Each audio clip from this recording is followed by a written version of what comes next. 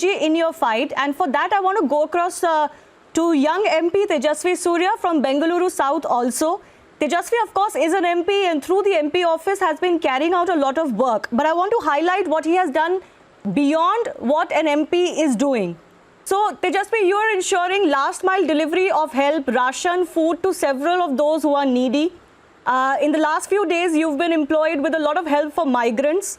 You're distributing ration kits, foods. You're procuring from farmers as well, which solves two issues in one. But I want you to specially talk about the BBMP task force and the WhatsApp bot platform that you have started, which is the first of its kind, where people can order on WhatsApp very easily. And how do you see the role of technology in fighting what we are witnessing today? Thank you, Shivani, for having me on the show. At the very outset, I would want to state that the importance of technology, especially digital technology in essential services delivery and more so in broadly in governance is only going to increase in the coming days. And the COVID-19 crisis has shown to the administrative apparatus in the country the critical importance that technology can play.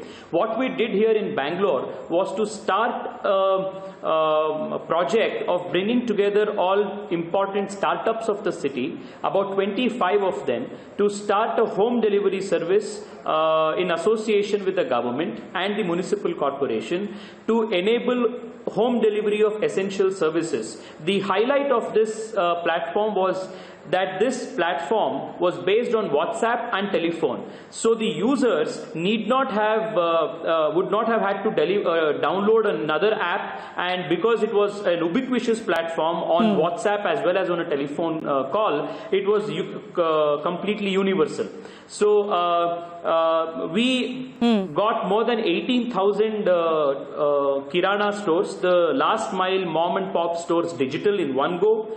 We also integrated many Bengaluru-based delivery startups like Dunzo, Rapido, Swiggy, and all of these to ensure the last mile connectivity. The support, overall administrative support, was given by the municipal corporation and the state government. So in this way, this was bringing together of technology, startups, municipal corporation and the government and elected representatives. And I'm happy that this was the first initiative using a WhatsApp bot to do a e-commerce model in the country, and this we did it very successfully, first in my constituency where we did the pilot, and then across the city.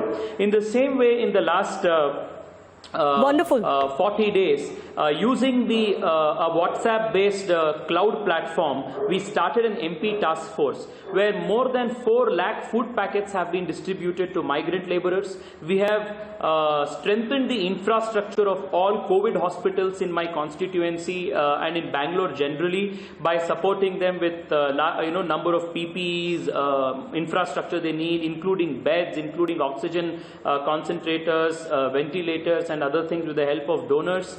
We have also, like you very rightly mentioned, tried to solve this problem that was of the farmers and people not getting adequate vegetables. Again, doing that based on a technology platform.